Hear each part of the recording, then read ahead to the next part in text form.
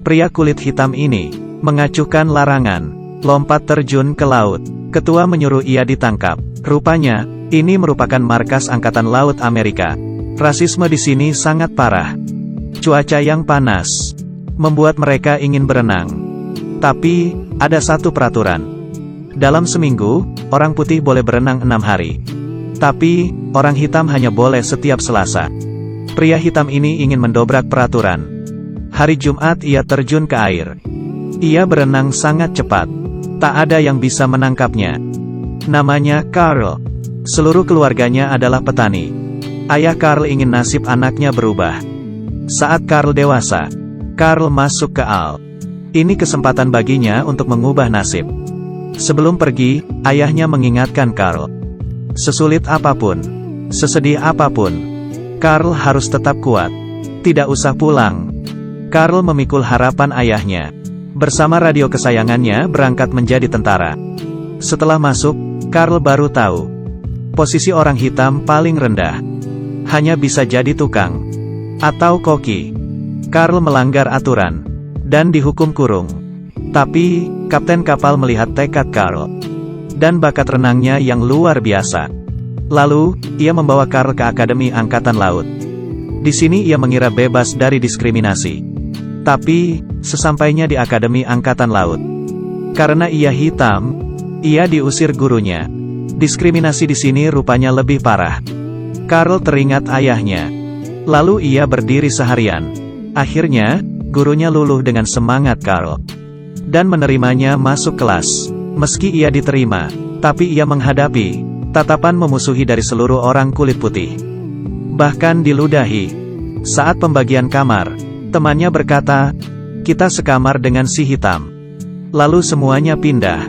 Hanya seorang pria bernama Hans, yang bersedia menemaninya. Ia seorang gagap. Juga sering ditindas. Malamnya, Carl disiram air dingin oleh gurunya. Untuk latihan, Carl disemprot air.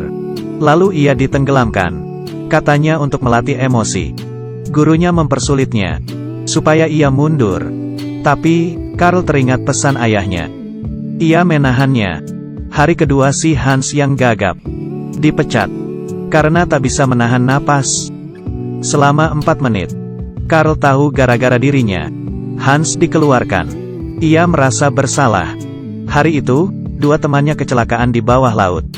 Saat latihan, Carl dengan berani terjun menyelamatkan. Di dalam air, kecelakaan terjadi lagi. Salah satu temannya takut dan kabur. Dengan berani, Carl menyelamatkan temannya. Setelah itu, gurunya mengadakan upacara penghargaan. Tapi, yang dipilih malahan yang kabur itu. Harusnya Carl. Tapi semua takut membantah. Hanya yang diselamatkan itu. Berterima kasih pada Carl. Meski tidak adil, Carl tetap pada pendiriannya. Ia selalu datang paling pagi. Suatu hari, Carl mendapat kabar duka. Ayahnya meninggal karena sakit. Ia menangis. Ia lalu pergi ke bar. Untuk menghibur diri. Begitu melihat pria hitam. Bos bar bilang birnya habis. Teman-temannya mengusirnya. Saat itu, gurunya bicara. Kami tak menerimamu. Meskipun kamu hebat, kami tak akan membiarkanmu lulus dengan mudah. Carl marah. Ia menantang gurunya untuk tahan napas. Kalau ia kalah, maka ia keluar. Bila menang, Hans harus dipanggil lagi. Ini adalah lomba tahan napas. Antara si putih dan si hitam. Hal ini menentukan harga diri. Air perlahan memenuhi wajah mereka. Lomba dimulai. 1 menit 15 detik. Mereka sangat tenang. 3 menit 10 detik. Mereka mulai tak tahan. Gurunya mimisan di menit keempat.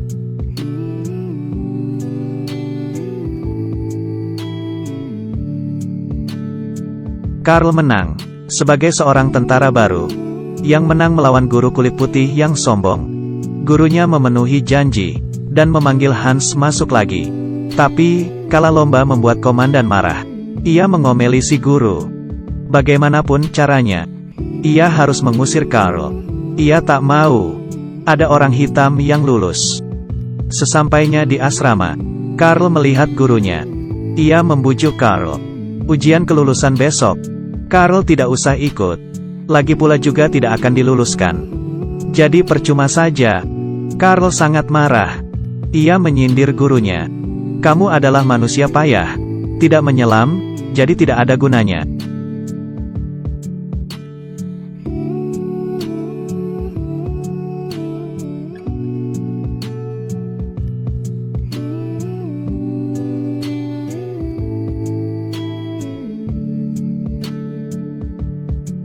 Hei! Apa yang dia katakan padamu sampai kamu begitu mati-matian? Jadilah yang terbaik. Iya, kamu memang. Tapi, jangan datang besok. Komandanku tidak akan membiarkanmu lulus.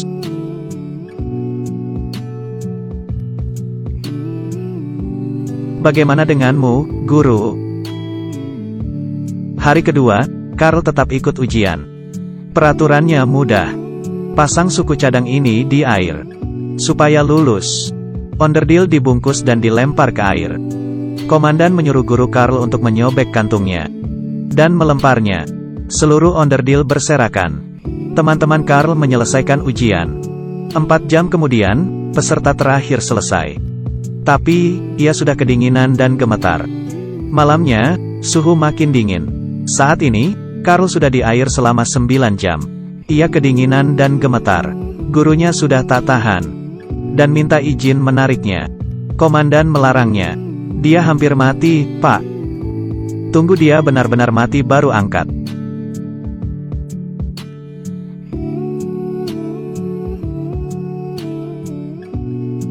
Menyerahlah, Karl. Kamu akan kejang dan mati. Naiklah, tak ada gunanya mati. Namaku adalah Asisten kelas 2, Karl Brashear. Saya adalah penyelam angkatan laut.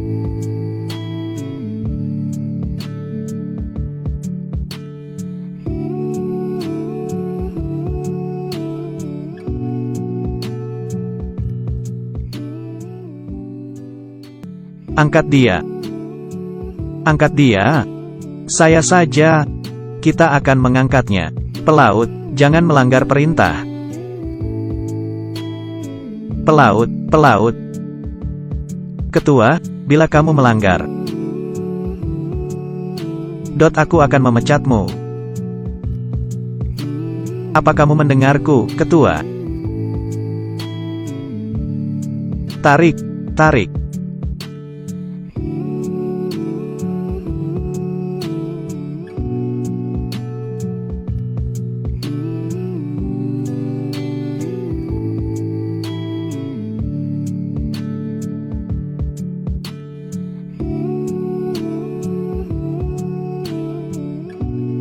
Karl menyesuaikan ujian.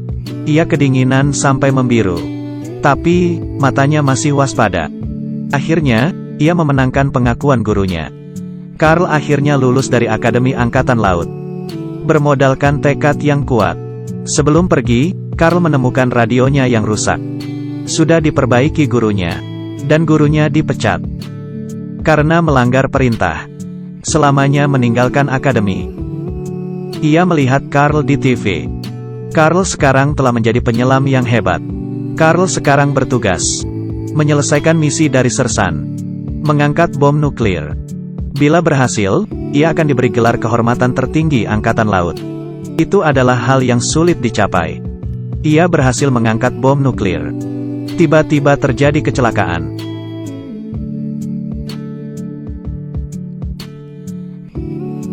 Minggir.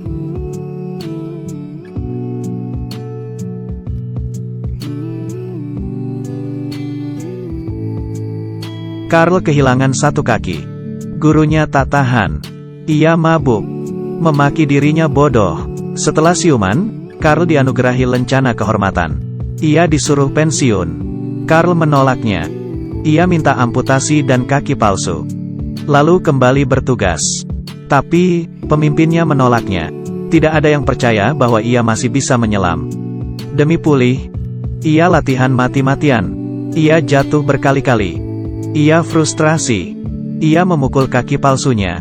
Gurunya dulu datang. Hai, bro. Sepertinya aku melewatkan pertunjukanmu. Gurunya berkata, 4 minggu lagi. Kamu akan dievaluasi. Untuk dipensiunkan. Kalau mau kembali bertugas, kamu harus membuktikannya. Gurunya mulai melatih Carl. Latihannya berjalan mulus. Dengan cepat Carl memenuhi standar. Waktu hampir habis. Para atasan mempersulit Carl. Carl tidak takut. Atasannya tidak ingin Carl lolos. Mereka menyuruh Carl memakai baju selam terberat. 145 kg. Dan jalan 20 langkah. Ini adalah standar tertinggi penyelam handal. Guru Carl protes. Carl sudah biasa diperlakukan tidak adil. Ia ingin membuktikan dirinya. Ia berdiri. Dan mulai berjalan. Di langkah kelima, kaki palsunya patah. Di langkah ke-8, kaki palsunya hancur. Carl kesakitan hingga menangis. Goyangkan pantatmu, aku masih mau 12 lagi.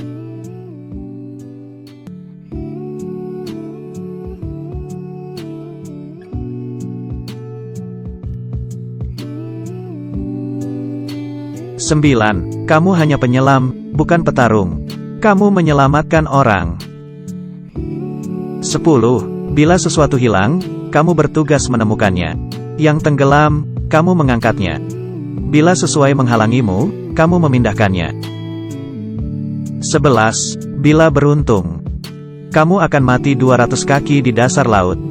Karena itu standar kedalaman untuk menjadi pahlawan. Aku tidak tahu kenapa ada orang yang mau menjadi tentara penyelam. Sekarang kamu melapor ke sini, Carl.